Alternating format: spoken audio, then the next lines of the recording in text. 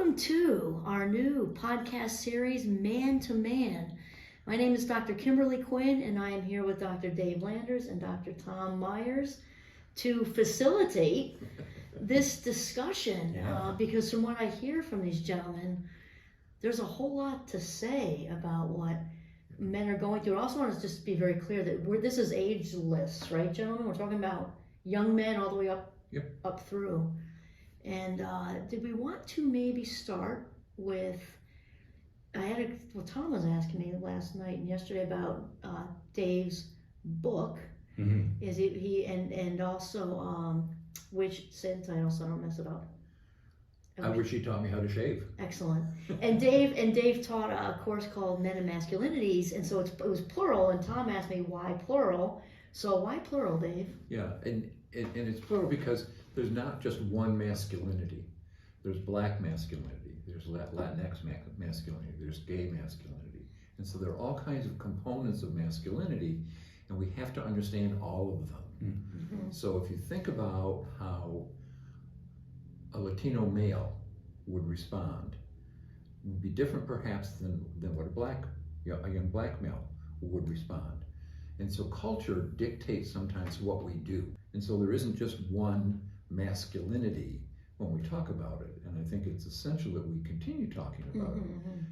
We are losing an entire generation of young men because what we're doing is that we're stifling them and we're not allowing them to be who they are. Wow. And where does your interest come from, Tom? Great question. Yeah, I think after spending 20 plus years in academia and teaching and having a mix of male, female in classes, to really sense that I always connected with men in that they had a sense of wanting to talk more. And again, my door was always open, but invariably every class had guys who would want to hang out after class and talk. Yeah. Through my earlier careers as an athletic coach, I always coached men, and had a strong affiliation and connection with mentoring and helping younger guys. I think what really came to bear, and one thing that became sadly apparent, is that while a professor, I had a men's discussion group every Wednesday. In fact, it was in this room. Okay. So to speak. And listening to young men's stories and where do you get your idea of what it is to be a man? What does masculinity mean to you, or masculinities mean to you? And it was what was really glaring was that so many of these young guys never had a mentor, never had a father figure, never had someone of a positive male role model. Yeah. So then the question subsequently became, how do you understand what it is to be a man? If you haven't had that. If you haven't had that. Exactly. I had a grandmother, or I had a single mom, or I had an uncle who helped to raise me. And it was, I guess, sad to know out of the small group that maybe one man had an intact family. Yeah. So ask him, where do you get your idea of masculinity? Well, of course, the usual, the media, right? Sports, music, guys on campus, with a lot of bravado, and and guys in the locker room. Right. The sports thing is sports and athletics are wonderful. They do great things for a lot of people. They can be really toxic and really hurtful. And I just find that fascinating, because how do we help our students understand how valuable they are and how much they have to offer if they're silenced by the way we're raised and what media says, or sports, or coaches, that kind of stuff. But that's what happens. As a coach, that the work that you've done with athletics is. So it was really amazing to understand, to not understand how skewed this all becomes. And then again, you talk about the men's issues, women's issues. Well, why do you have to have a men's issues thing? Well, gosh, we want to have loving, kind, compassionate men who treat others with respect and love and kindness. Yeah. We're developing men to be able to help serve others and serve themselves, but be a beacon for positive, role models to the community. And that's the bottom line. And I think one of my favorite coaches is a guy named Joe Ehrmann, and I'd love to have him on the show. But he's a former NFL football player, macho guy, played for the Baltimore Colts back in the 70s in a ferocious defensive line. And it was just beaten into him of male dominance. Yeah. And, again, as his childhood growing up, his father, again, had very physical abuse to him too. So he understood that's the way you gotta be. And it's out there to kill. And he had a transformation. And turned his whole coaching philosophy. There's a number of reasons why he had this transformation, the loss of his younger brother, and kind of a spiritual awakening as well. But his whole philosophy now is love and compassion. Yeah. And even coaching high school football teams, it's about love and compassion. And his group, I can't remember the name of it right off the bat. It's what used to be Coaching Within, or serving men serving others, or something. I'll have to come up with that again. Yeah. But I did have a chance to meet him, and he was brought here to Burlington, Vermont by the. I just want to jump in here, gentlemen, because Yeah, so- because no. So Joe Ehrmann kind of changed No, that paradigm of what it is to be a masculine man. No, the fly in the that's because that's my role here is the Yeah. fly in the wall. But it's and part of me just wants to chuckle because I'm also married to a wonderful man. Yes, you are. And I have wonderful sons and wonderful brothers-in-law and everything else. And I'll tell you, when I was first married, you talk about the relationship thing, you talk about love and compassion, and men communicating. And Tommy's wonderful. And I thought when I was first married, there must be a Rosetta Stone for this. because as a woman, you're talking about like we are more relational in the sense that in different conversations, Tom and I were talking, Dave and I were talking, that we just want you to tell us we're amazing and wonderful and how'd you get through this instead of fixing all the time. And with men, and we're talking about this, it seems like it's like parallel play, and I don't mean to be condescending because that's a toddler term, but it's like they play together separately, sort of. Yeah. Like they have to be moving, they have to be, and you were saying this earlier today, Tom, too, that they have to be busy doing something to have any kind of a conversation. Yes. Maybe the two of you can help us women figure that out. Well, because if you have a daughter, you can say, what's going on if you see something going on. And she's more apt to sit down and tell you. If you have a son, he's not going to tell you. But if you go and do something with him, if you play basketball, if you take him to get an ice cream cone, if you take him out to dinner, if you go for a walk, so he's doing something physical, he's more apt to talk with you than not. And I think when you think about relationships, and we do a pretty terrible job of role modeling for young men, what is a relationship? And how do friendships work? And then how do romantic relationships work? Because we don't talk about that. We just simply don't talk about it. And that's really sad, because we're leaving a whole group of men out who want to talk, but they don't have permission. And so when we give them permission by listening to them, tell me what's going on, and genuinely caring about them and maintaining the eye contact. I used to say, when I was the head of the counseling center at St. Mike's for 23 years, I think, the biggest office expense that I had was Kleenex. Young men would come in and they would cry in my office, but boy, 5 minutes before the end of the session, they wanted to make sure they cleaned up. Clean it up, right? Cleaned up. No, can't deal with that. And a young man who came in one time, and I write about him in the book. This awesome guy, and he was concerned about his dad, because his dad was overweight, his dad smoked, and his dad drank too much, and he was worried about him. And I said, do you love your dad? He goes, yes. And I said, can you tell him that? He goes, oh no, we don't do that in my family. And I said to him, and this became a stock and trade for me, I said, okay, if Jane knocks on the door, my administrative assistant, and I go outside and she tells me that your father is dead, and I have to come back in and tell you, and I come back in and say to you, there's no easy way to say this, but your father has died. What would be the first thing you'd say, I wish I'd said? And he said, I wish I told him I loved him. And I picked up my phone in my office and I handed it to him. I said, you can call him right now. I'll wait outside. And he goes, I can't do that right now.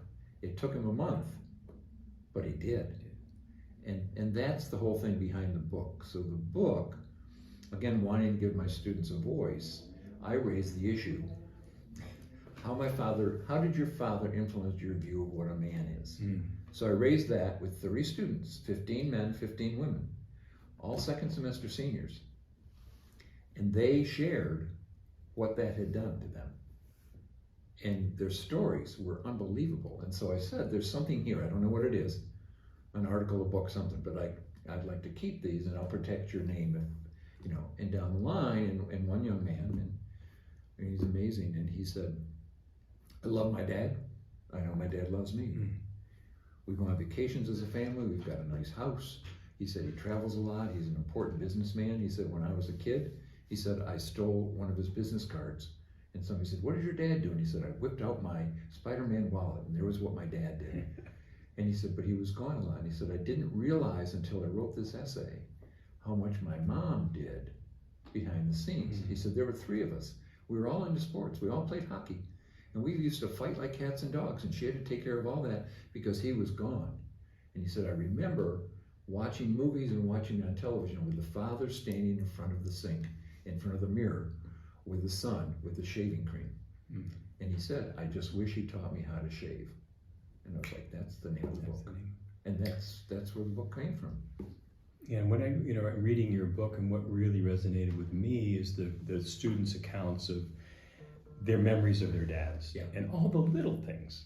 Well, maybe seeing the dad cry, in the driveway with that, but the little tiny things that kids remember. And so for my 2 sons, I think about the time that I've spent a lot of time with them, and just like I wonder I realize that they remember everything.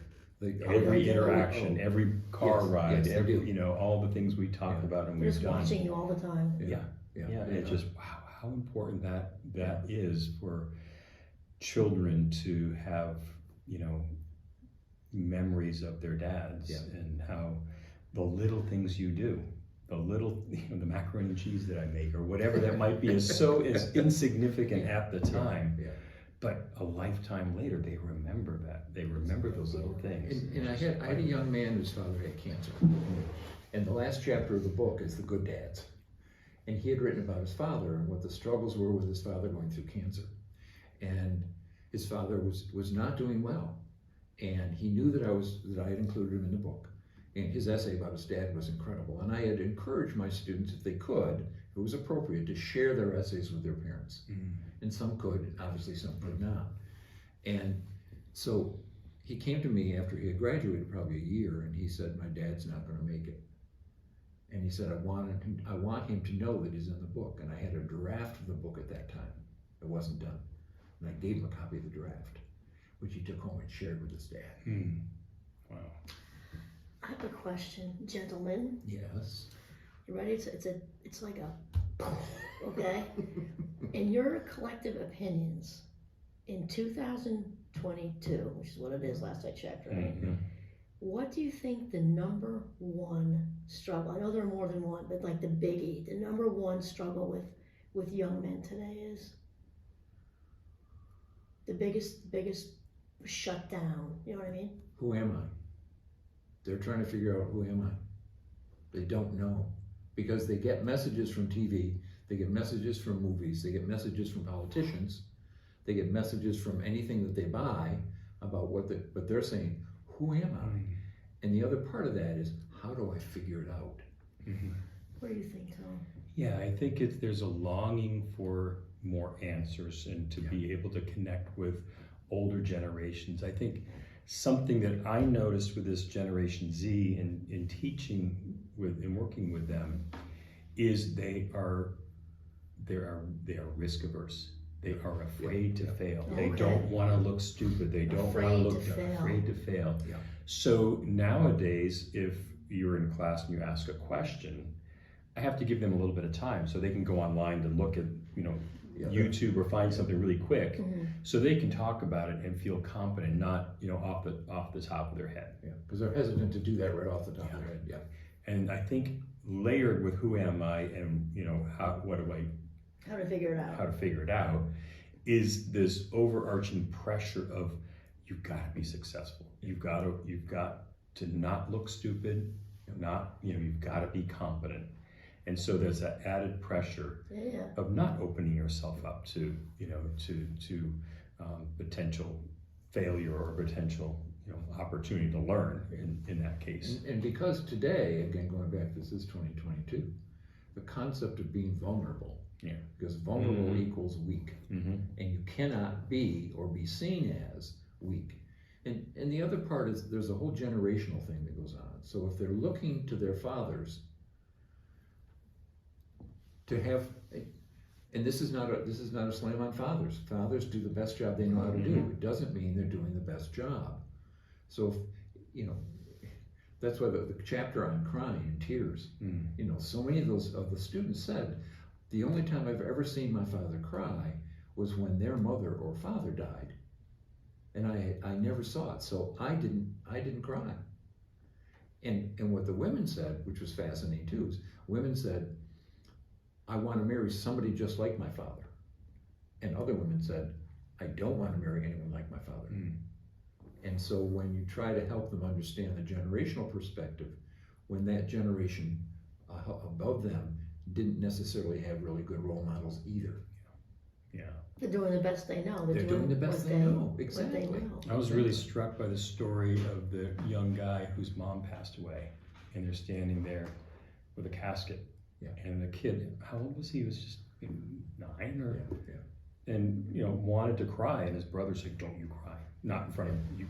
Suck it up." The youngest of 10 kids.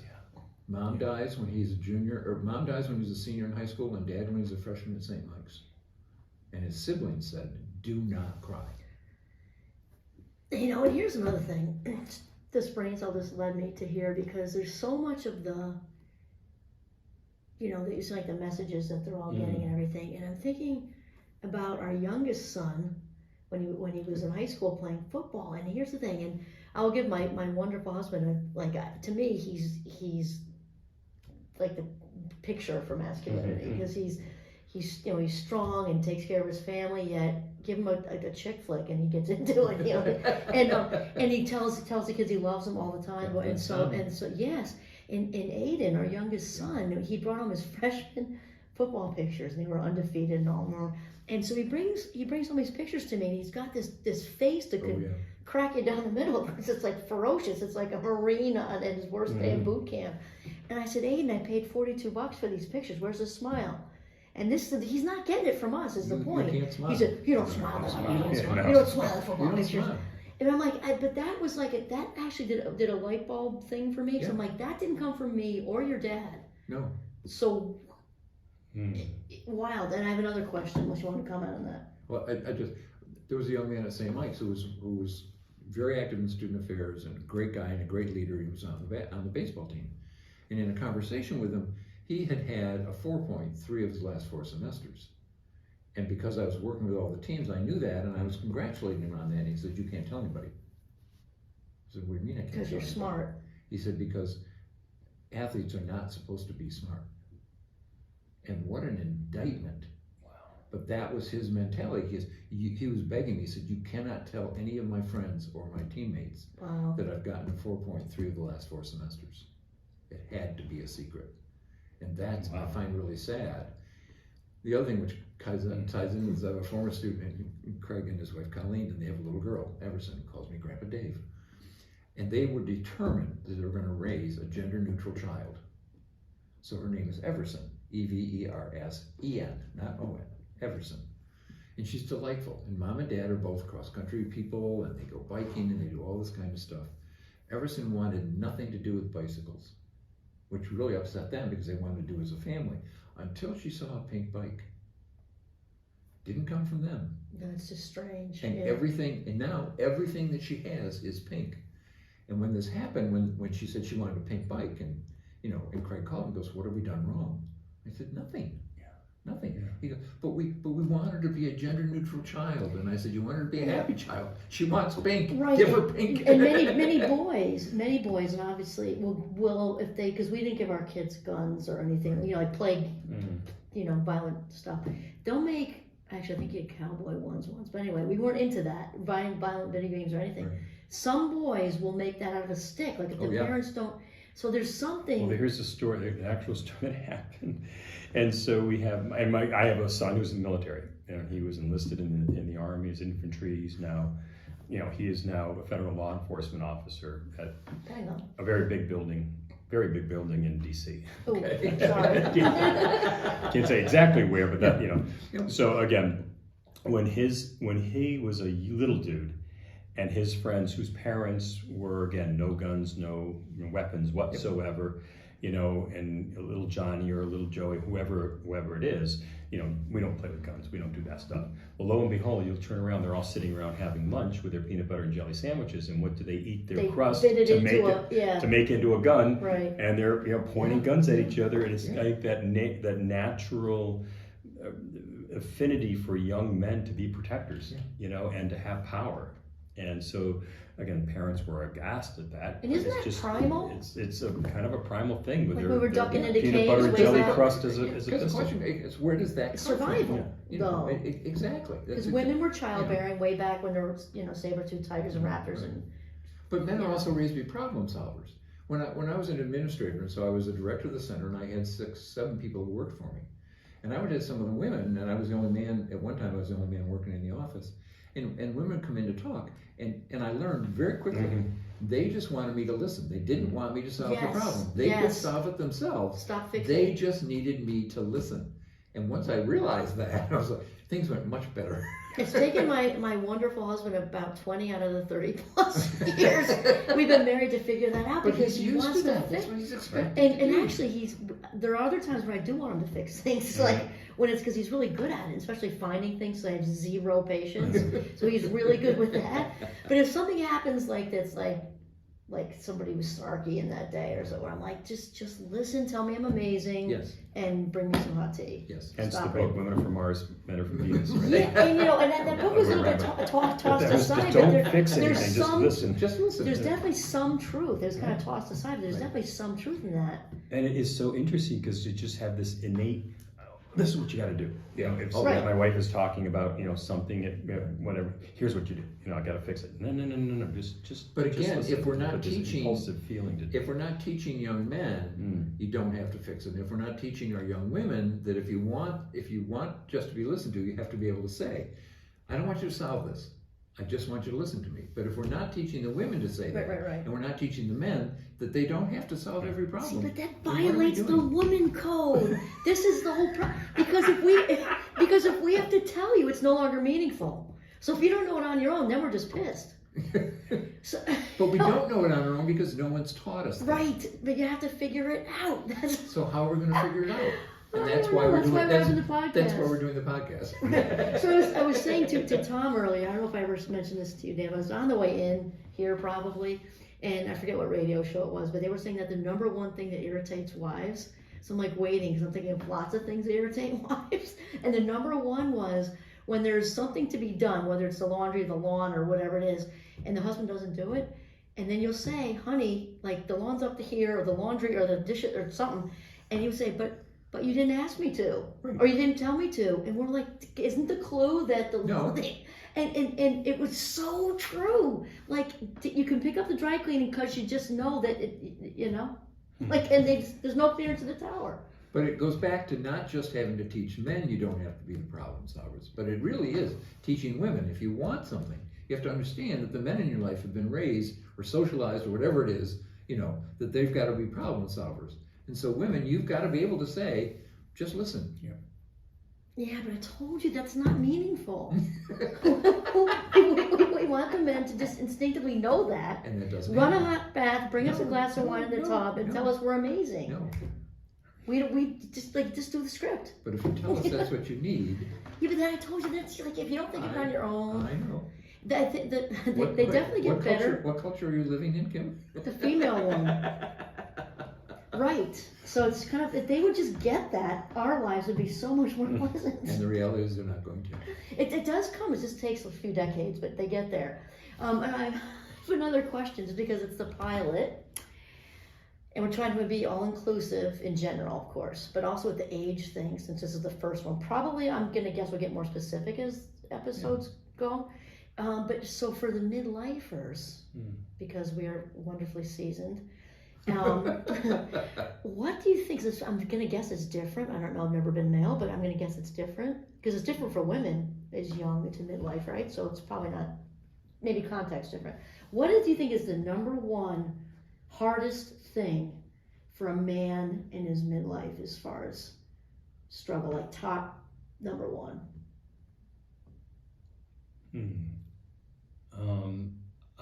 For personal standpoint, I think it's the feeling that haven't accomplished enough yet. You're not there yet, even though your career has gone well, maybe at midlife, but still always striving, always feeling Always I have striving. to strive. I got that. And I think it can be a struggle, and certainly there are times are changing. We went through a serious pandemic that put a crimp in so many aspects of our lives that it upended things. And so I think for a lot of guys, personally speaking, there's so much more that needs to be done that we want to do that is striving. And I think with men, our work is our identity. And totally. For our career. So all of a sudden you get upended and your career is no longer the trajectory that you expected. There's an incredible level of self-worth and self-esteem that is punctured by this lack of a career or not having an identity. Yeah. And I know my wife and I talk about it, and it's hard to hear, and she can say, that it's not, don't have yourself tied up in your work, but I think it's who I am, it's what I love, and it is, it's my purpose. And it's hard. And it's hard when you don't have this, And our lives have been structured. So that's what we do. Because that's so different from women. And for me, I'll be 79 in a couple of weeks. So midlife for me was a long time ago. But I was very blessed because when I was 30, I realized why I was here on this planet. And so now, at almost 79, I'm looking back, it's like, have I done that? Oh, that's so Eric Erickson. Yeah. And that's just, and I have, but I don't pay attention to that. And so when people say nice things about me, I'm like, oh yeah, okay. There've been a couple of parties for me. It's like, and somebody came up and said, "You do know this party's for you, don't you?" and I ignore that. But I think looking back, and then because the other thing for those of us who are much older adults, part of it is how much more time do I have left? Yeah. So what was it at 30 that you said was helping other people? That was my job. That was my job. It was helping other people. And what that ended up being is helping especially young people to understand that they are better than what they see. And so a lot of what I do is, and I'll say to somebody, if you can see yourself half as much as I do, and they didn't believe in themselves because society beats them down, both men and women. Exactly. I mean, it's incredible what we do to young people. So Tom and I have said it too, and the three of us are the same, as we said this just in the parking lot last week or something. Our number one thing with the spreading positivity, which is just like you, Dave, and when you come right down to it, we want to kind of channel, for lack of a better word to say it, helping people see their value. Yes. Yeah. And the context might change, but that's the core of. Yeah. And as you said, Dave, too, it's just the inherent strengths and abilities that people have that they don't see. Right. And we can see it. I think we're maybe gifted in this area. Yeah. But you see the strength, you see the personality, you see the beauty of other people, and so if you just help you realize and pull that out. I think, as you said, Kim, see for them to see their value. And we have a role in that. And probably my best example was a young man. He was a sophomore. He was a sophomore hockey player, and it was my abnormal psych class. We were doing one-on-one. You're the counselor, you're the counselee, that kind of stuff. Then switch, and and I'm walking around listening. And at the end of class, I had noticed that this young man, and I knew his name, but I didn't really know him. And I said, "Can I see you for a minute after class?" And he said, "What did I do wrong?" Which we know is natural. And I said, "I'm not sure what your major is, but I said, I've been watching you, and you've done an amazing job as a listener and a caregiver and helping somebody come to a solution." He will say to this day, and he's now an osteopathic orthopedic surgeon in the state of Washington. And he will say the first time in his life that he ever got any reinforcement for anything other than the fact he was a hockey player was when I said that to him. Wow. See, there's all kinds of conversation to have here. I mean, it's amazing because all of his life, everything, all the reinforcement he'd gotten were because he played hockey. Measure up. And he would walk up and introduce himself. "Hi, I'm so-and-so, and I play hockey," because that was his identity. Right. And when you deal with athlete identity, which is a relatively new concept that we've been working on the last couple of years, it is fascinating because those messages are there.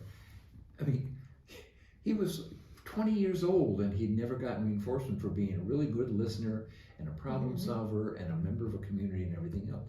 He hadn't gotten any reinforcement for that at all, only for the fact that he played a sport. Hockey.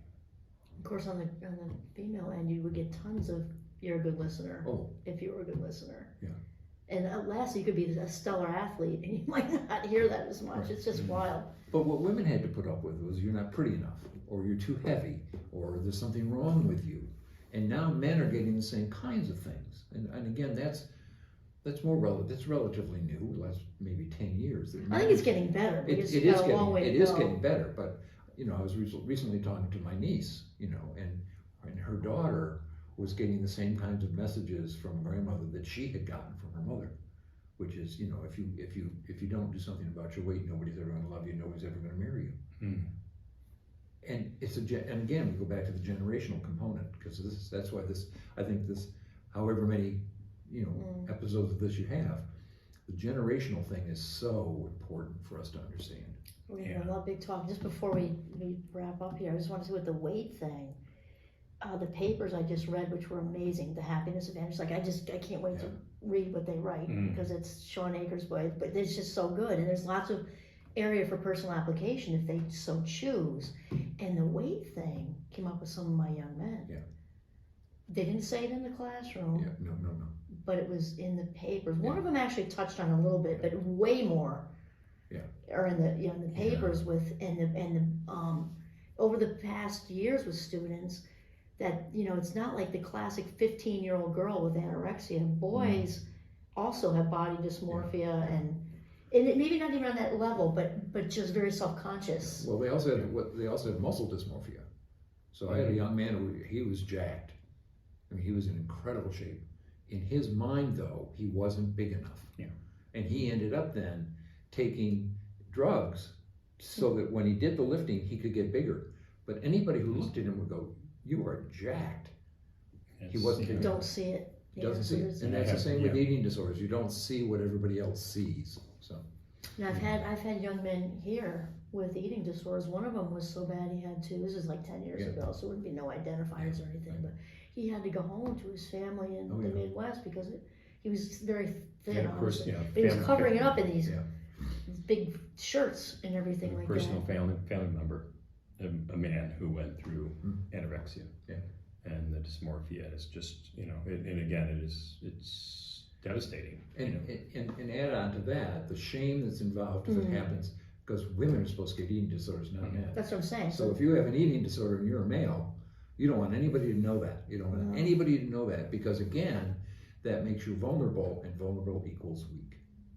Which feeds into the whole reason there's an eating disorder. Exactly. But I love the topic, and for our next time to talk about the generational piece. Yeah. I think it's so vital to go from that, birth to death. Yeah. And I can tell some amazing stories about men later in life that have, so again, for another time, but I think that's really vital to begin in that. I'd say this is a pretty good pilot, I think so right? Too. Awesome. Man to man. So we will, for our listeners here again, Dr. Dave Landers, Dr. Tom Myers, and Dr. Kimberly Quinn, and I'm going to put their information at the bottom here, for in case if you want to reach out to them, you're welcome to do so. Absolutely. And okay, well, thank you for listening.